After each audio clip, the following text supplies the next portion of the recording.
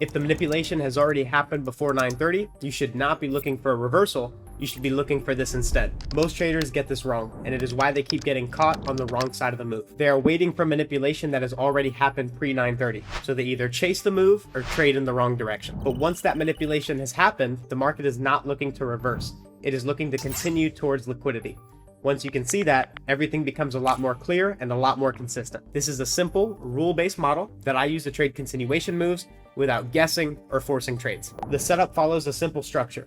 The manipulation happens before 9:30, price displaces at the open, then continues towards its drawn liquidity. After the last video, comments were flooded with requests for this continuation model, so that is exactly what I'm going to break down here. In this video, I will show you exactly how to identify this 6-step setup, how to map the liquidity, and how to position on the retracement using a precision entry model. I will walk through real examples traded live with my group so you can see how it forms and repeats throughout the week. By the end of the video, you will know exactly what to look for and how to execute it in real time. So let's lock in and get into it. So let's get into the continuation model. A couple things you want to keep in mind before we get into it is number one, the mindset. We as smart money traders, we are not reacting to price. We are predicting price. I always want to put this at the front of every single video because most traders chase, they react, and they don't know what they're looking for. What we do here is very different. The other thing that you have to understand for this model to work is that every single trading day from 9:30 to 10:30, there's going to be liquidity runs. The market will run for liquidity, and this is your edge. This is what makes what we do high probability. So for the continuation model, if the manipulation has already occurred pre-9:30, you're not going to expect a manipulation after the open. It's more likely to displace in the direction of the drawn liquidity and then continue from there. And then you'll be able to use a 5-minute fair value gap to get on board with a move that's already in motion starting from the 9:30 open. So let's break it down step by step. Step one, identify your drawn liquidity. And this is going to be done using a 15-minute chart. We see here we have an old high.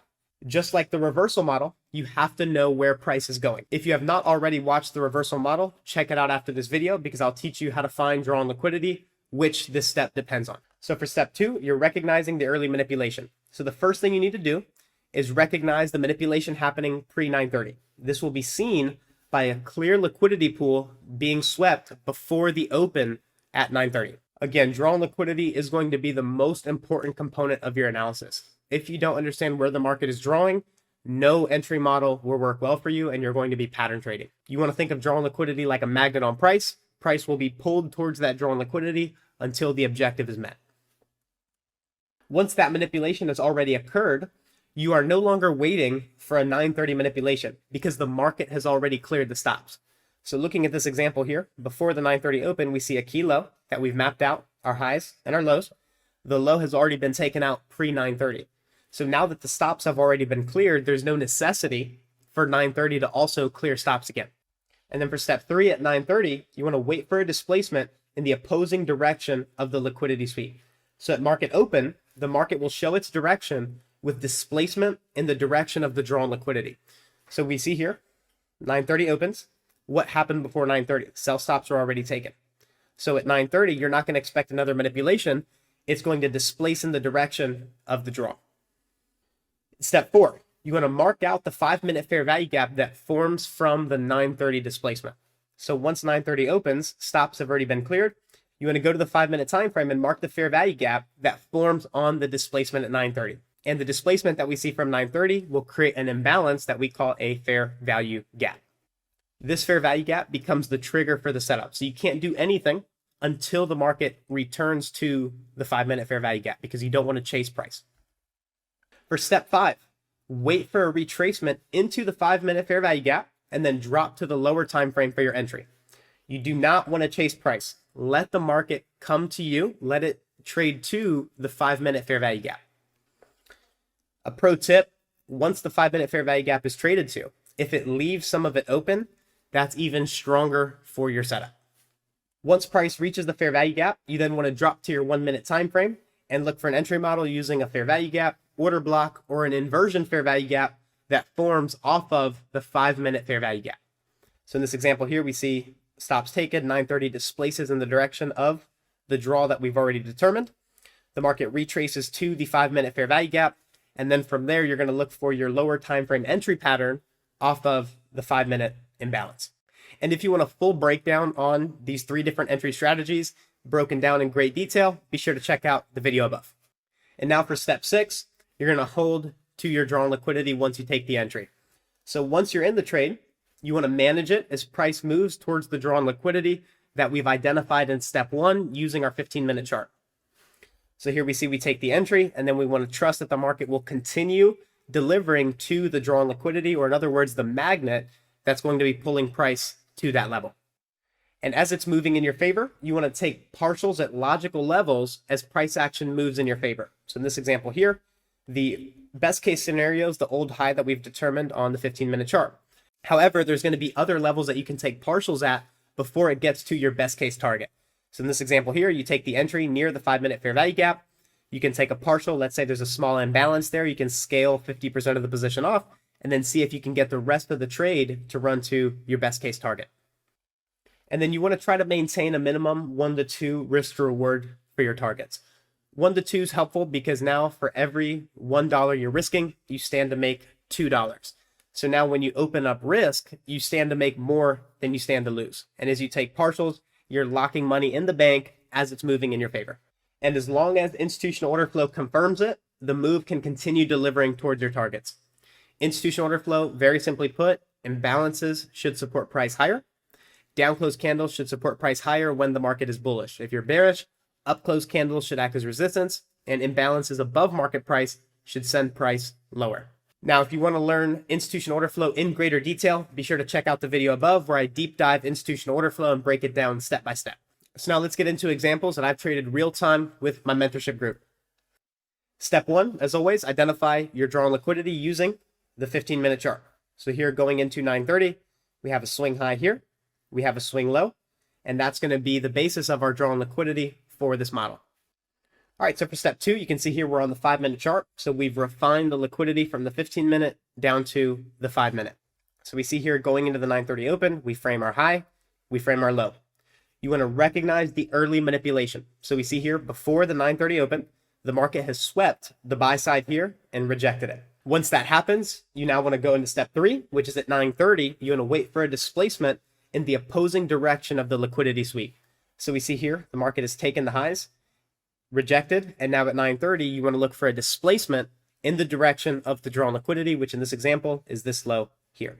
And we can see here strong displacement, an energetic move away from this level here. What displacement means is a sudden energetic run, and we can clearly see here from 9:30 this 5-minute candle, sudden energetic run away from that open. For step 4, you want to mark the 5-minute fair value gap that forms on the 9:30 displacement. So 9:30 opens, it displaces and creates a 5-minute fair value gap, which we have labeled here. For step 5, you want to wait for a retracement into the 5-minute fair value gap and drop to the lower time frame for your entry. So here we see the 5-minute fair value gap. Here, you want to be very patient. Most traders are going to be in a rush. They're going to chase the drop here, and then they're going to get stopped out on the retracement. Wait for the market to come to you. So we see the market trades higher, hits the 5-minute fair value gap, and now this is the trigger for the setup. So from the 5-minute fair value gap here, we see the market now displaces on a 1-minute chart here and creates a new fair value gap. That is your entry, aiming for the low here. So the market displaces, creates an imbalance from the 5-minute fair value gap, and that would be your entry here.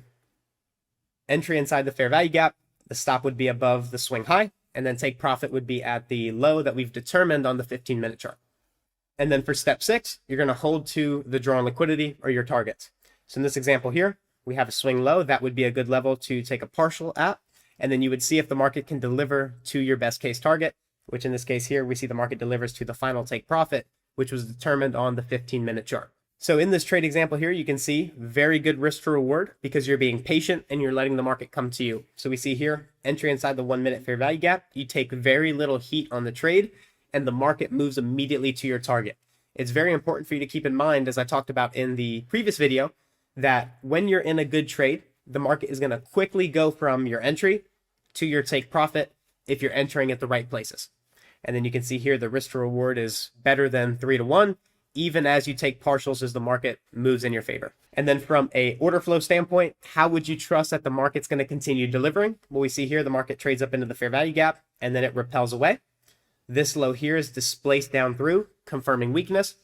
The market retraces here into a fair value gap, sends price lower, up close candle, resistance, all the way to the drawn liquidity. That's how you're going to trust that the market's going to deliver and continue to run in the direction of your trade. All right, now for our bullish example here, we're going to identify our potential draws on liquidity. And that's going to be seen with this sell side here and this buy side here going into the 9:30 open.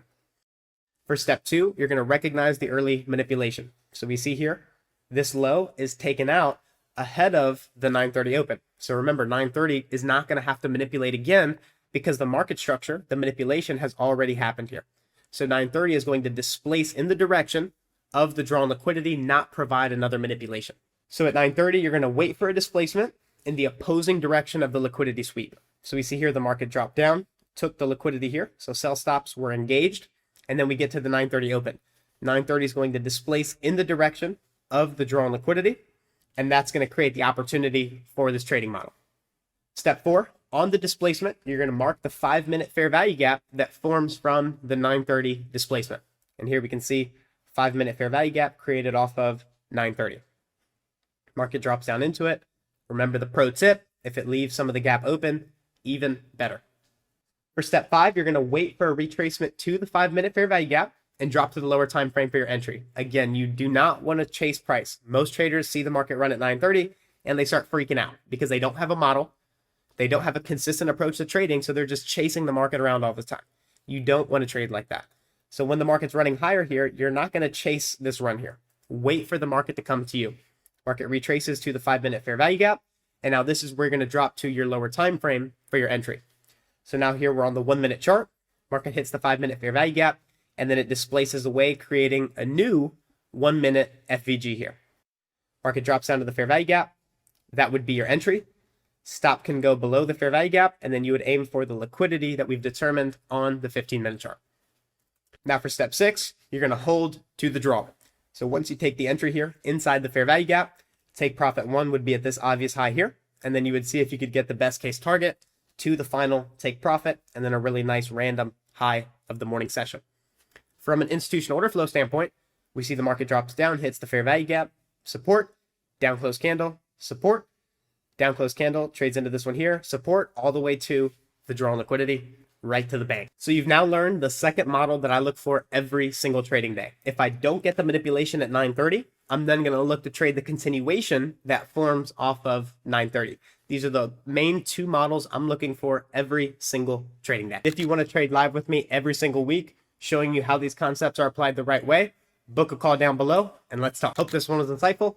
See you guys on the next one.